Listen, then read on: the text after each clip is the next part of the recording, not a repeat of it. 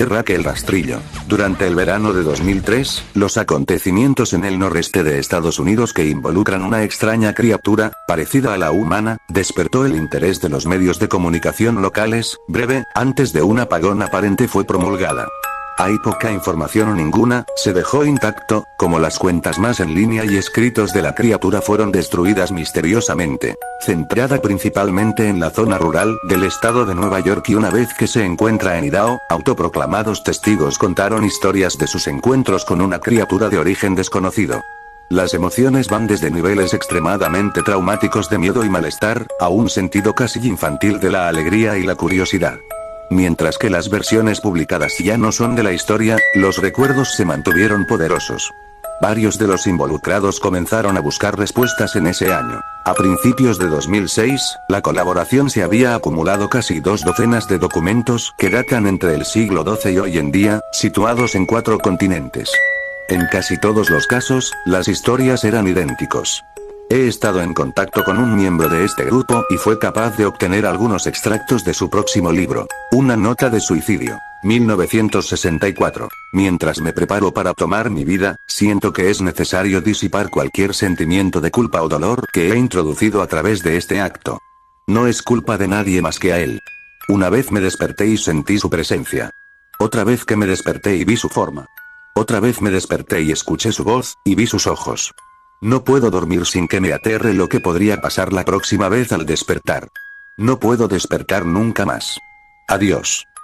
Encontrada en la misma caja de madera donde había 2 sobres vacíos dirigidos a William y Rose, y una carta suelta personal sin sobre. Querida Linie, he rezado por ti. Él te ha dicho tu nombre. Una entrada de diario, traducida del español, 1880. Tengo la experiencia del mayor terror. He experimentado el mayor terror. Veo sus ojos cuando cierro los míos. Son huecos. Negros. Me miraron y me atravesaron. Sus manos mojadas. No puedo dormir. Su voz, texto ininteligible. Un navegante registro, 1691. Vino a mí en mi sueño. Desde los pies de mi cama sentí una sensación. Se llevó todo. Tenemos que volver a Inglaterra. No vamos a volver aquí otra vez, él lo ha pedido. De un testigo, 2006. Hace 3 años, yo acababa de regresar de un viaje a Cataratas del Niágara con mi familia para el 4 de julio. Todos estábamos muy cansados después de un largo día de conducir, por lo que mi esposo y yo pusimos a los niños en la cama y lo llamó una noche. A eso de las 4 am, me desperté pensando que mi esposo se había levantado para ir al baño. Usé ese momento para robar a las sábanas, solo para despertar a mi marido en el proceso. Me disculpé y le pregunté que si él se había levantado. Cuando se volvió hacia mí, él abrió la boca y sacó los pies del extremo de la cama tan rápido su rodilla casi me tiró. Entonces me agarró y no dijo nada. Después de adaptarme a la oscuridad por unos segundos, fui capaz de ver lo que causó la reacción extraña. A los pies de la cama, sentado y de espaldas a nosotros, había lo que parecía ser un hombre desnudo, o un gran perro sin pelo de algún tipo. Su posición corporal era inquietante y poco natural, como si hubiera sido golpeado por un coche o algo así. Por alguna razón, no me asusté, más me preocupaba su condición. En este punto, yo pensaba que teníamos que ayudarle. Mi marido estaba mirando por encima de su brazo y la rodilla, enclavado en la posición fetal, de vez en cuando mirando a mí antes de regresar a la criatura. En una ráfaga de movimiento, la criatura rodó por el lado de la cama y se arrastró rápidamente en una especie de agitano y extraño movimiento a lo largo de la cama hasta que estaba a menos de un palmo de la cara de mi marido. La criatura estuvo completamente en silencio durante unos 30 segundos, o probablemente más cercano a 5, parecía mucho más, solo mirando a mi marido. La criatura entonces puso su mano en su rodilla y corrió al pasillo, que conduce a los cuartos de los niños. Grité y corrí hacia el interruptor de luz, planeando ir a detenerlo antes de que dañara a mis hijos. Cuando llegué al pasillo, la luz de la habitación era suficiente para verlo agachado y encorvado sobre unos 20 metros de distancia. Se dio la vuelta y miró directamente a mí, cubierto de sangre.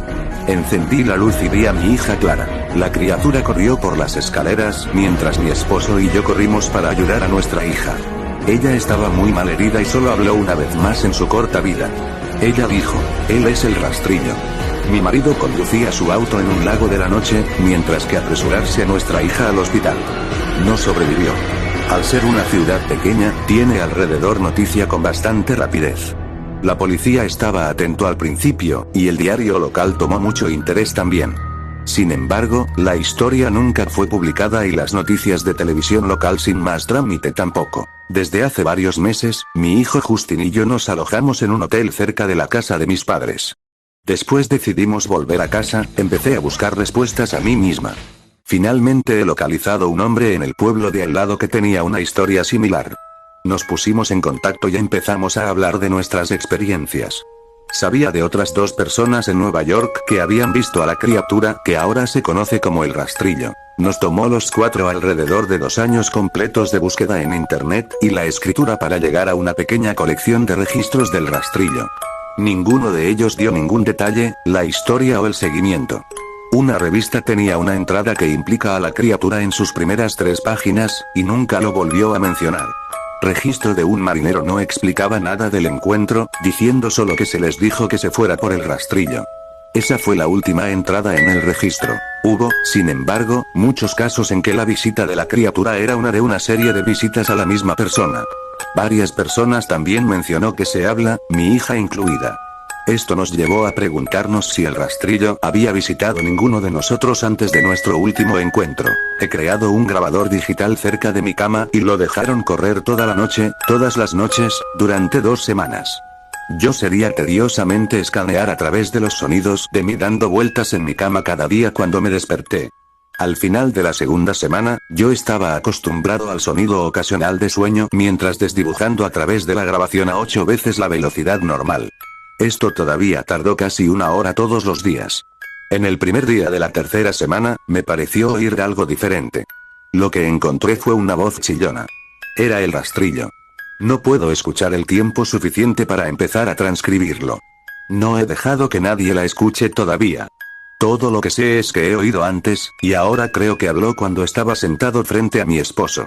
Yo no recuerdo haber escuchado nada en ese momento, pero por alguna razón, la voz en la grabadora inmediatamente me lleva de vuelta a ese momento. Los pensamientos que deben haber pasado por la cabeza de mi hija me pone muy molesta. No he visto el rastrillo desde que arruinó mi vida, pero sé que él ha estado en mi habitación mientras yo dormía.